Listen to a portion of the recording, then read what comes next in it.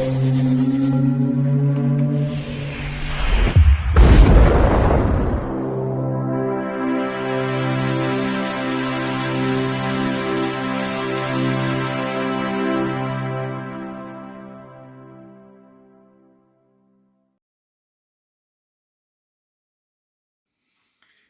Bayek, it's me, Ian, and in today's video, we're going to look at this. Yes, it's The Curse of the Werewolf from 1961, and this is another great Hammer film. Perhaps one of the most underrated in many ways. I think it's because the others two, the Dracula and Frankenstein, and also, the Mummy as well, were such big successes that this didn't quite have that success for various reasons, which you'll learn about as I go into this. This runs for 91 minutes. If you look at the Rotten Tomato score, it's about 60%. People weren't that as impressed by it. I think they thought that it was rather lackluster in some ways, I think. I don't know what quite they were expecting.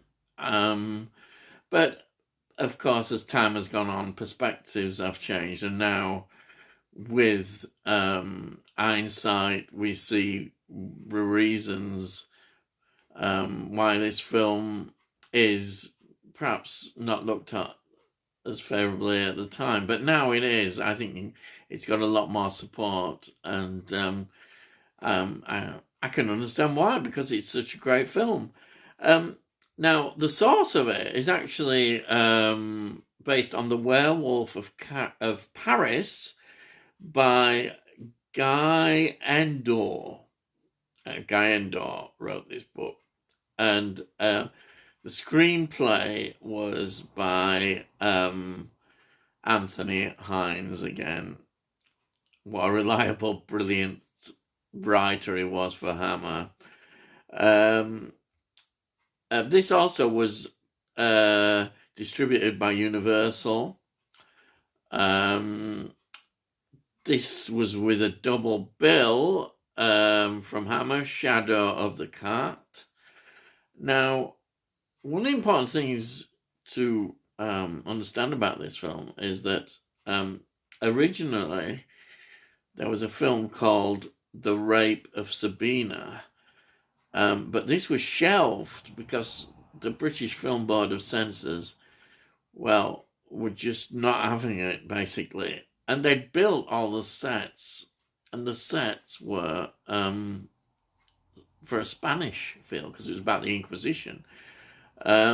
Therefore, they needed to utilize these. They didn't want to waste them, so they would put them into this film. Therefore, the story was moved from France to Spain. And that was very much part of it. And it works well, actually.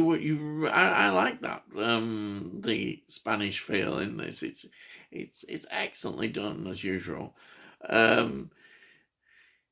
It was directed by, who could it? Anyone else? Terence Fisher. The more I learn as I go along on this journey of talking about Hammer films, is Terence Fisher is perhaps one of the most underrated directors that I know of. His influence is amazing, and perhaps we should give him more due, and I think I will, definitely. I'm going to talk more about Terence Fisher when people ask about favourite directors. It's time he got more recognition, definitely. So this film stars Oliver Reed. It's his first major acting role, and he's there. He dominates. His presence is just amazing. The other actor in the lead role is Clifford Edwards. He plays Don Alfredo. He's the bachelor who adopts the young Leon. Um, and then we've got Yvonne Romain, who plays the servant girl. Now, she's a very important. She's at the beginning of in the prologue, which is a very long prologue, describing what happens. She's the girl that is Leon's mother, and the film goes into how that happened. I'll just mention that in a minute. Just go through more cast.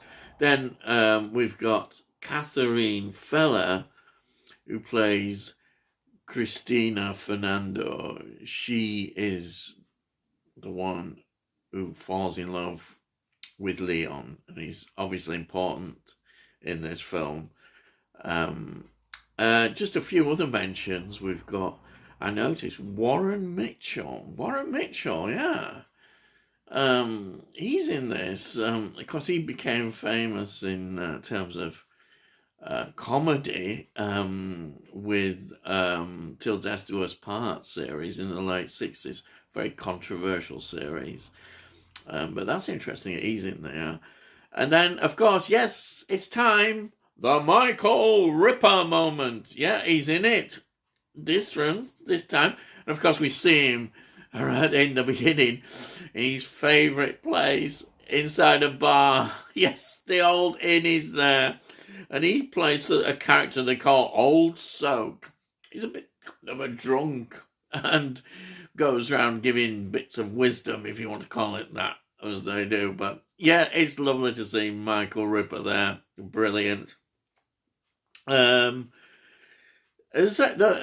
thing about this film is the prologue is great because we get it's almost like reminds me of when in like in the Hounds of the Baskervilles you get the where the legend came from.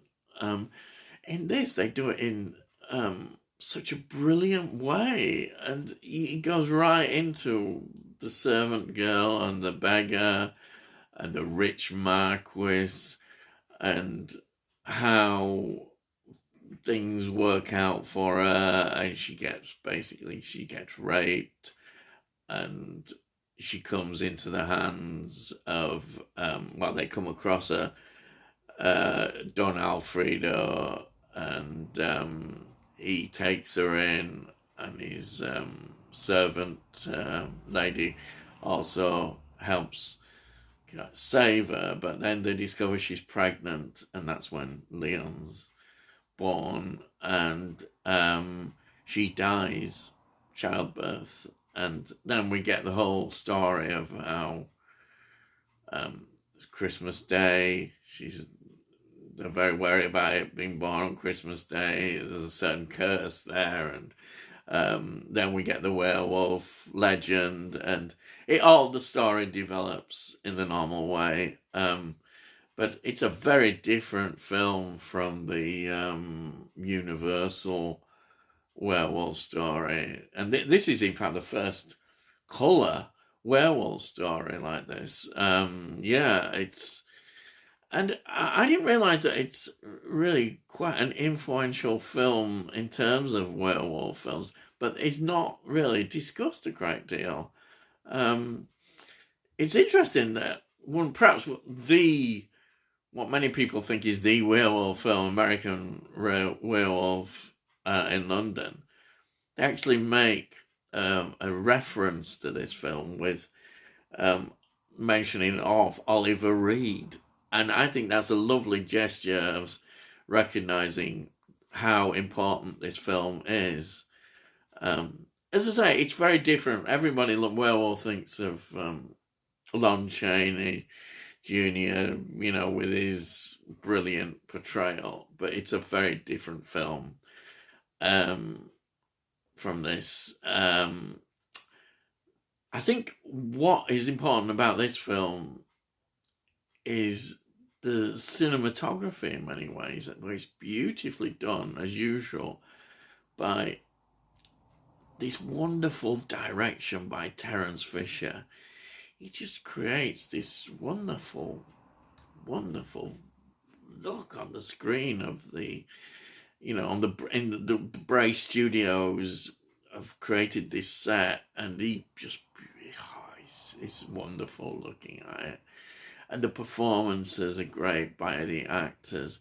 But he has a certain difference, I think, in style, to some extent, of the other, the major three that I mentioned. Because Oliver Reed doesn't appear for 45 minutes into the film. Yeah, 45 minutes. And then Oliver Reed pops up as in the leading role. Because he's beautifully told the story. We go into the childhood and how it all, the discovery of what's with the priest as well. I forgot about the priest is important, and what they're going to do about all this. It's great. The other thing to mention is the transformation, I think, is really good as well. I mean, again, you think the limited amount of budget they've got, but they've got somebody in and they have produced this wonderful makeup effect on Oliver Reed. Wow, it's great. I mean, you couldn't produce that nowadays. I'm sure they wouldn't. They'd have all the special effects and that. But you think this is done on virtually such a small budget, and it's so effective. Now, the reasons why I think this film has the problems is because it ran into the censorship. The censors just would not have this film. Hammer now, as we know, had been sort of given almost a bit more freedom with some of the other films, but this was seen as a step too far by the censors. Technicolor as well, and it was the blood, the graphic, as they saw it. We look at it now and think, wow, nothing much. And also, I think that the rape scene was considered very unsettling. I mean, again, that is not very graphic, but it is seen unsettling. The murder of the prostitute as well, that is seen. It was difficult, and they put a lot of cuts into this film, and that certainly affected, I think, the film. And I think the public, if they'd have seen that at the time, the more graphic side, they would have understood the film even better. They would have wanted that. I think it's what they wanted. But no, the British Film Board of Censor would like saying we're drawing a line and this is it. And it's interesting that this film didn't get a full restoration of all those cuts to be seen until 1993, when the BBC showed it and it had been fully restored. That's quite a long time, but at least it has been restored, the cuts, and it's a great. And this version I've got here was from 2020 release, which is the full restored version, and it's from a 4K. It looks. I think that's another thing, how beautiful it looks. Even now. Wow, it's just great. I was watching this yesterday again, and wow, I just thought, wow, this film is so good. There's some lovely extras as well on here, and I thoroughly recommend it. If you want to see something slightly different in terms of the Hammer history, because I always look at the history of Hammer, and then this is an important film, and it's a great piece of craftsmanship and art of the film, and I fully recommend it. There it is. You can get this now. It's still available to get. Well worth having. Actually, I say that, I don't know whether it was on Amazon. I looked on eBay. Yeah, it was definitely there. I may be wrong. It maybe was on Amazon, but you never know with these things. Sometimes they go out of stock a bit and that. But it's definitely been available on eBay, so you could probably get it then if you haven't. So I think that's it really. This is a great film. Highly recommended. Right. So, all I've got to say, as usual, is that subscribe, and we'll let you know when I put out these videos. Also, if you like it, please give it a like. It helps with the algorithms, they say, and all that, and it costs note, and more people then can enjoy and share this video, hopefully. Well, hopefully enjoy it. You might not do, but anyhow. And also, I like your comments as well. It's nice to have comments and, what you actually think about all these things, which is nice, yeah. So, all I'd like to say is, I'll see thee, and I'll see thee again.